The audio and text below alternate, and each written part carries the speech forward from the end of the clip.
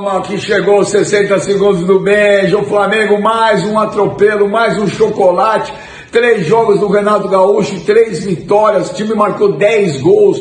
5-0 no Bahia, 4-1 no Defensa e Justiça. O Flamengo voltou, parece aquele Flamengo de 2019. O time tá leve, jogando pra frente, indo pra cima. Faz 1, faz 2, quer fazer 3, quer fazer 4, quer fazer 5. Parece que as coisas voltaram a dar certo no Flamengo. O Michael, que todo mundo já condenava, pô, não joga nada, é peladeiro, tá jogando muita bola. O Vitinho jogando muita bola. A Arrascaeta, o Bruno Henrique voltou jogando muito. Então o Flamengo tá animado. O que não pode é o Diego Alves fazer mais aquele tipo de cagada. É uma mania de goleiro brasileiro agora querer essas saídas de bola com o pé dentro da área. Isso é brincadeira, é pedir para tomar gol. Mas é muito forte. E na minha simulação, será que eu vou acertar? Minha final da Libertadores deu Flamengo e Palmeiras. Não pedir jogador, o grupo que eu tenho é forte demais, ele sabe trabalhar o grupo, né? Ele conhece e sabe ter relacionamento com o grupo. Aliás, é sobre isso, Birner, que eu queria falar com você. Ele não citou nome de nenhum jogador durante a entrevista coletiva, mas me pareceu que ele falava um pouco do Michael, quando disse, olha, é diálogo, é conversa, você está gostando da posição onde você está jogando? Ô Birner, o Renato recupera jogador, Birner? Ele recupera alguns jogadores, mas nem todos. O histórico no Grêmio mostra isso, né? Ele chegou a pedir jogadores ali, Robinho, Thiago Neves, né? A gente pode falar outros que foram muito mal. E outros, como por exemplo o Diego Souza, que no São Paulo jogava sempre um pouco acima do peso e não parecia tão motivado, no Grêmio passou a ser um jogador diferente sob o comando do Renato. Então ele tem essa capacidade de entender bem o vestiário. Eu falei na segunda-feira disso e eu vou repetir porque eu acho que é muito importante, porque eu poderia dissecar o Flamengo taticamente, né? A gente já fez isso várias vezes, mas eu acho que isso nesse momento é secundário. Isso vai ser mais importante ao longo da temporada, quando os obstáculos exigirem, os outros times exigirem que o Flamengo faça mais variações de jogo do que, por exemplo, tem sido exigido contra equipes com elencos bem piores, como a gente viu como contra o Defensa e Justiça e contra o Bahia.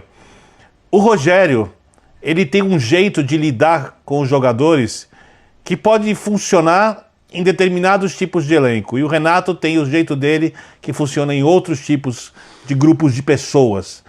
Isso é assim em qualquer lugar. Eu dei o exemplo segunda-feira, que eu já trabalhei em redação onde estava todo mundo falando, um conversa com o outro, um levanta a mão, um brinca, não sei o quê. Eu já trabalhei em redação silenciosa. E eu acho que o chefe, quando chega num ambiente desses, em que as pessoas estão adaptadas de uma maneira X, ele tem que se adaptar ao ambiente. E acho que o ambiente criado pelo Flamengo de Jorge Jesus é um ambiente leve, um ambiente de mais brincadeira, um ambiente com um pouco mais de irreverência, que o Jorge Jesus conseguiu construir sem que os jogadores em nenhum momento deixassem de ter responsabilidade quando entravam em campo, né? Jogando sempre com muito comprometimento, muita raça, muita vontade, querendo demais a vitória. E como disse o Léo, no primeiro comentário dele hoje, procurando um ao outro em campo, procurando os jogadores se procurando em campo e se ajudando em campo. Eu acho que o Renato, ele tem muito mais o perfil para lidar com esse tipo de ambiente do que tinha o Rogério. Então a impressão que eu tinha é que os jogadores, mesmo executando o que o treinador queria, eles carregavam um fardo. E esse fardo com o Renato parece ter acabado. É lógico que os resultados pesam demais, né? Se o Flamengo não tem com o Renato 3 vitórias nos 3 primeiros jogos, começa a ficar tenso o ambiente, isso é parte do futebol, é mais difícil ainda para o técnico. Mas o perfil do Renato parece muito adaptável a esse Flamengo, né? E aí eu acho que ele vai poder identificar os jogadores que ele quer. Porque, por exemplo, o Thiago Mendes, que o Flamengo não sei se negocia ou não negocia ainda, certamente procurou o Thiago Mendes, era um jogador com quem o Rogério tinha atuado. Para mim é um baita jogador, é um volante cavalo que faz área a área, útil, não é um jogador como o Gerson, tem características diferentes, muito físico, né? Será que esse cara serve pro Renato? Lógico, chegar ele pode ajudar. Mas será que o Renato quer esse jogador? Será que pro Renato compensa o investimento num jogador com esse perfil ou num jogador com outro perfil? Quem sabe o Renato não queira um outro zagueiro? Ou quem sabe o Renato não quer, quem sabe um outro atacante de lado de campo. Hoje, quando ele bota o Michael na direita, ele tira o cara que tava ali, o Everton Ribeiro, puxando sempre o lance pra dentro, pra ter um jogador que gosta de jogar pro pé direito, pra abrir a defesa, fazendo a jogada pra linha de fundo. Quer dizer, ele tem o atleta pra fazer isso, ele não tem tantos jogadores assim que fazem isso. Bruno Henrique, pra mim, é um cara que vai muito melhor quando ele vai de dentro pra área. Ele pode ir pra linha de fundo eventualmente, mas ele vai muito melhor de dentro pra área. Então, o Renato talvez queira outros jogadores, e ele vai saber disso ao longo do tempo, né? Mas no caso do Michael, não dá pra dizer que ele recuperou o Michael, mas dá pra dizer que o Michael está melhor. Mas eu acho que todos vão melhorar quando o coletivo funciona bem. Então isso é essencial para qualquer técnico recuperar o jogador. O Michael é um deles. Daqui a pouco nós vamos falar do Palmeiras também. Palmeiras classificado para a sequência da Conmebol Libertadores da América. Tem o São Paulo pela frente. Olha o momento que o Renato conversava ali com o Michael. E eu quero voltar aqui com o Jean Oddi para falar também do Bruno Henrique. Eu tinha certeza, Jean, que na abertura do programa você ia falar Bruno Henrique. Foi o melhor jogador de São Paulo. Eu tinha certeza que você ia falar. Me dei mal nessa com você, Jean. Eu concordo com a avaliação que o Léo fez. Eu achei que o Bruno Henrique foi muito bem no começo do jogo. E é bom fazer justiça para o Bruno Henrique, né? Porque ele é um dos caras que não foi convocado, então das estrelas, dos caras mais decisivos, foi quem sobrou. E ele chamou a responsabilidade no momento da ausência do Gabigol, no momento da ausência do Arrascaeta, do próprio Everton Ribeiro, que hoje, né, acho que não está no nível desses daí, mas também é um dos grandes nomes.